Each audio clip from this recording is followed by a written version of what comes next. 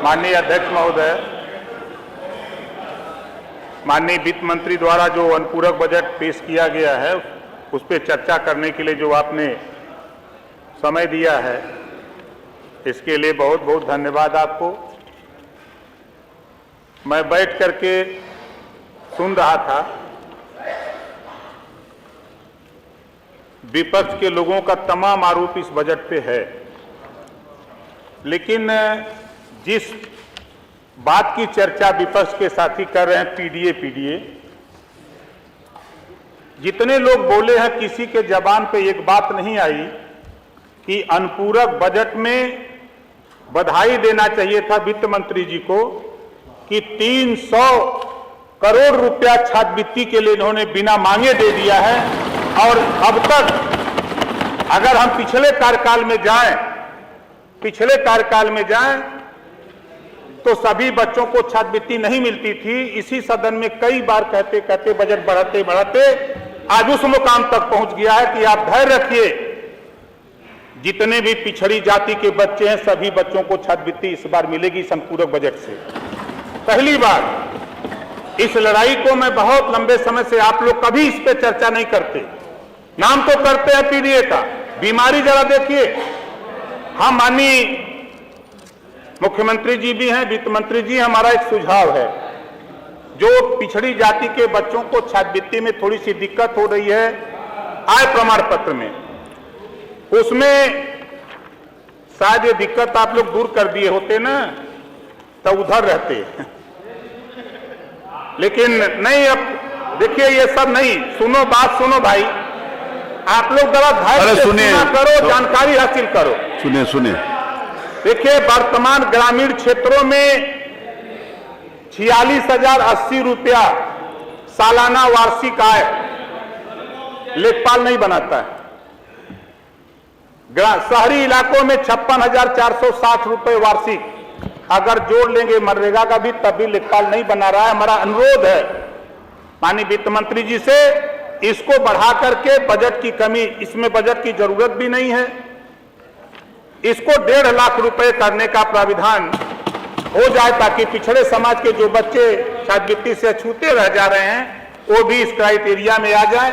जैसा कि मुझे जानकारी है कि सरकार की तरफ से प्रस्ताव भारत सरकार को भेजा गया है, विचाराधीन वहां है, उसको जल्द से जल्द इसका निस्तारण हो जाए।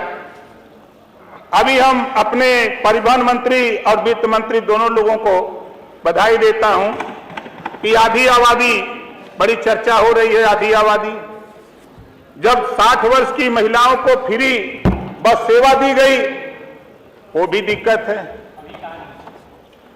भाई। अनुपूरक बजट में आया नहीं तब तक फ्री कर दिया वर्मा जी, आप भी वित्त मंत्री रहे हैं, बोल जाते हैं असल में इधर गोल में आ गए हैं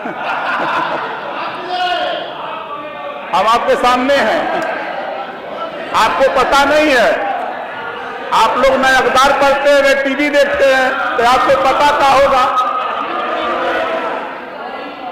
शायद आप लोगों को ये पता नहीं है कि अगर हम बोलेंगे तो आपको बुरा लगेगा। हम गठबंधन करते हैं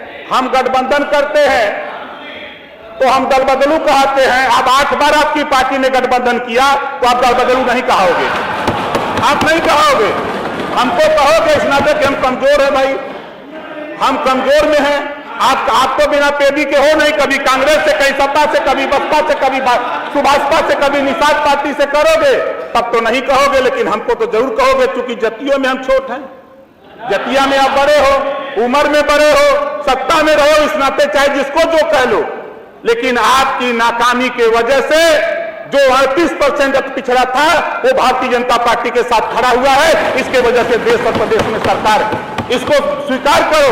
आज जिस पीडीए की चर्चा हो रही है आप कर रहे हो, क्यों कर रहे हो?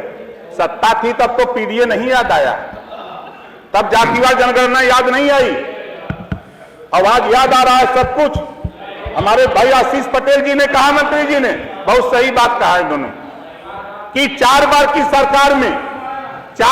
सरकार में एक बार भी सदन में, सपा की सरकार में एक बार भी जातिवार जनगणना की चर्चा नहीं हुई है। उठा के रिकॉर्ड निकाल के देख लीजिएगा, जो मुझे जानकारी है। ओम प्रकाश राजभर जब आपकी गोल में गया, जब बोलने लगा, तब समझ में आपको भी आया, तब समझ में आया, नहीं तो नहीं समझ में आ रहा था। और आप हमारी बात को नहीं समझ पाए, आप हमारी बात को नहीं समझ पाए। माननीय नेता पद पर बैठे हैं, मैं वैसे नहीं भागने वाला हूं। तलाक भिजवा दिया था, इस नाते मैंने कबूल कर लिया था। सामने बैठे हैं, धन्यवाद माननीय ओम प्रकाश जी।